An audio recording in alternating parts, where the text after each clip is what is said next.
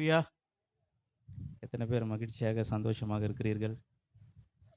கர்த்தர் நம்ம மத்தியில் பெரியவராக இருக்கிறார். ஓகே.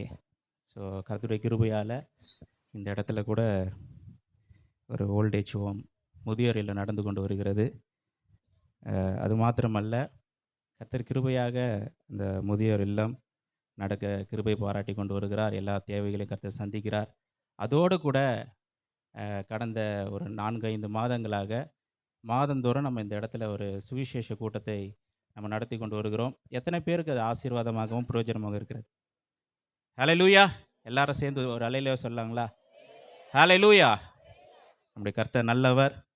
ஸோ இந்த கூட்டத்தில் அநேகர் ஆசீர்வதிக்கப்படுகிறார்கள். கர்த்தருடைய வார்த்தையின் மூலமாக, ஜெபங்கள் மூலமாக அநேகர் தொடப்படுகிறார்கள். அது மாத்திரமல்ல, இந்த இடத்துல ஒரு ப்ரேயர் மினிஸ்ட்ரி நம்ம பண்ணுறோம். நம்முடைய அருமையான தகப்பனார் அவர்கள் யாரெல்லாம் அவரை தேடி வருகிறார்களோ அவர்கள் எல்லாருக்கும் அவர் ஜெபிப்பது உண்டு.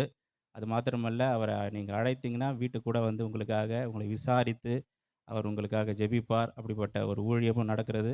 ஸோ இந்த ஊழியங்களுக்கெல்லாம் அநேக பிள்ளைகள் இந்த ஊழியங்களுக்கு உதவியாக இருந்து கொண்டு வருகிறார்கள். கர்த்தர் அவர்களையும் கர்த்தர் ஆசீர்வதிப்பாராக.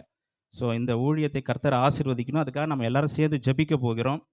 நம்ம அந்த ஓல்டேஜ் ஹோம், அப்புறம் அந்த இங்கே நடக்கிற மாதந்தோறும் நடக்கிற சுவிசேஷ கூட்டங்கள், உதவியாக இருக்கிற ஒவ்வொரு பிள்ளைகள், இந்த ஜெபம், தனி ஜெபம் ஏறெடுக்கிற காரியங்கள், இந்த ஊழியங்கள் எல்லாவற்றையும் கர்த்தர் ஆசீர்வதிக்கணும். அதுக்காக நம்ம மத்தியில் இருக்கிற ரெவரண்ட் அருள்குமார் ஐயா அவர் முன்பதாக வந்து ஜெபிக்கும்படி அன்பாய் கேட்டுக்கொள்கிறேன். அவர் ஒரு சில வார்த்தைகளை பேசி பின்பதாக இந்த காரியங்களுக்காக அவர் ஜெபிக்கும்படி அன்பாய் கேட்டுக்கொள்கிறேன்.